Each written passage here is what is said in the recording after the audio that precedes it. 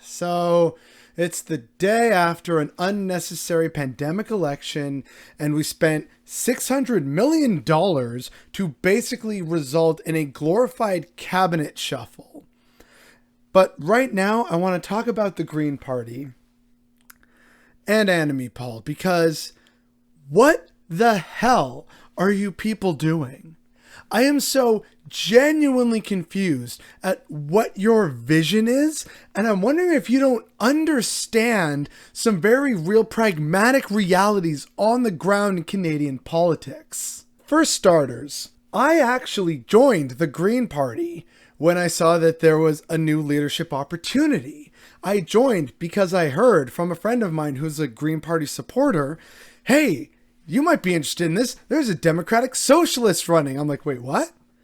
Oh man, this could actually be awesome. He has a shot at winning. I'm totally going to vote for Dimitri Lascaris. Like, I was well and truly excited to join the Green Party and vote for something and causes that I believed in.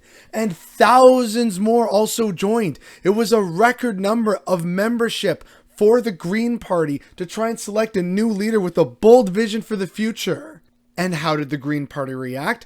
By, whoa, is this like a psyop or something? And people are just going to come in and try and steal our party? I don't think so. We're centrists here. And Elizabeth May and several other high-profile party officials started working their magic to ensure that the Democratic Socialists that got thousands of people to join and be excited to be a part of the Green Party, they did everything they could to ensure that Annamie Paul became the new leader.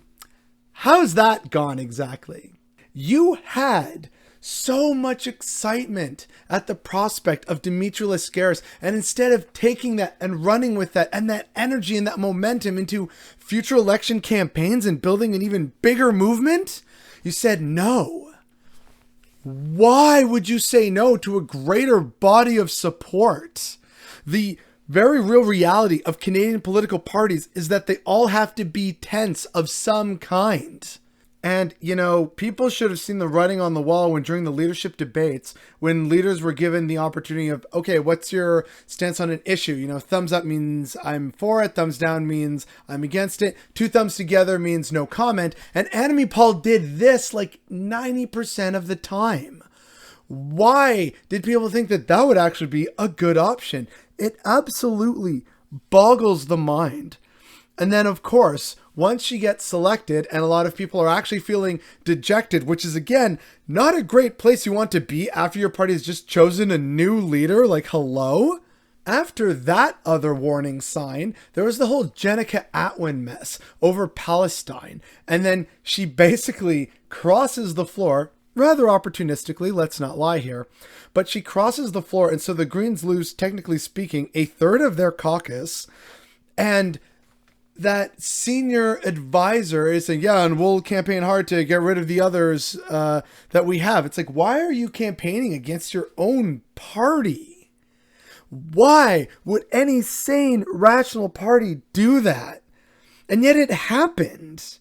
And now this brings us to the actual point of the policy that I've been dancing around with all these talk of centrist issues and Annamie Paul being a centrist.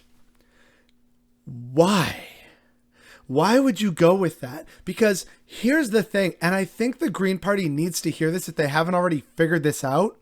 But if you have only a single issue, as it were. Now, I know the climate is actually multiple issues, but if you're saying we care about the climate crisis, yeah, several parties have that position.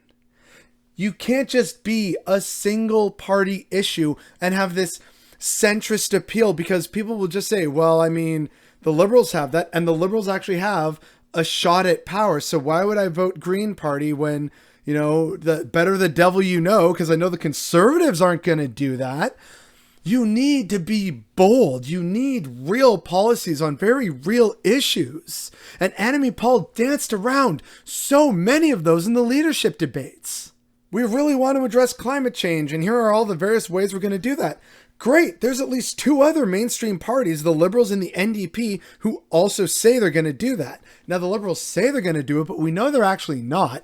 But a lot of people think they're going to do that. because that's what people hear from the media that they consume, which is capitalist in nature. And so those people hearing, the environmentalist who was really just an economist who said the liberals have the only realistic climate plan, they're thinking, oh, well, I support the climate change and liberals already in power. It could be a good thing. I don't like conservatives. So yeah, I'm going to vote for the liberals. So you can't just say, look, we care about climate change and green energy. Great. What else you got? Because that's a policy several other parties that are much larger and more established than you already have. You need more than the one thing. And then again, we have the actual ridings that Annamie Paul chose to run in. Now, to be fair, the Green Party was basically mulling about whether to run in Toronto Centre or in Guelph, where Guelph traditionally has had a pretty solid Green showing in the past. They decided to go with Toronto Centre, and at first, in the first by-election, okay, she came in second place with 33% of the vote. In this election, however, she came in fourth place with 8%. And she had decided, along with several other senior party members, that that's where the majority of the focus would be. No national campaign, no trying to support other candidates.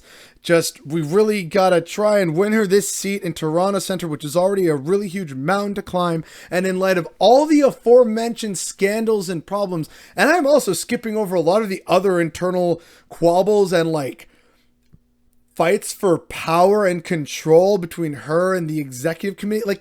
Yeah, there's a whole ton of problems in the Green Party. And the fact that that also got national attention, well, unfortunately, voters aren't really going to feel confident voting for that. So again, why would you go to Toronto Centre?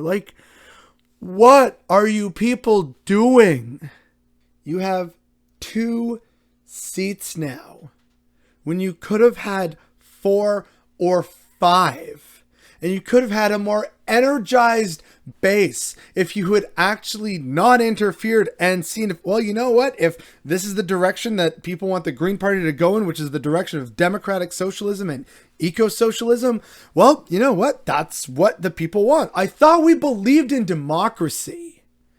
It is so unfortunate to see that with just a few small different decisions made along this terrible path, the Greens could have been in a much better and a much stronger position and really energizing people and forcing more parties like the Liberals and the NDP to the left by offering bold strategies. But instead, you are offering more of the same, just with a different color. That's not going to cut it. And I don't know if you people see that or understand that.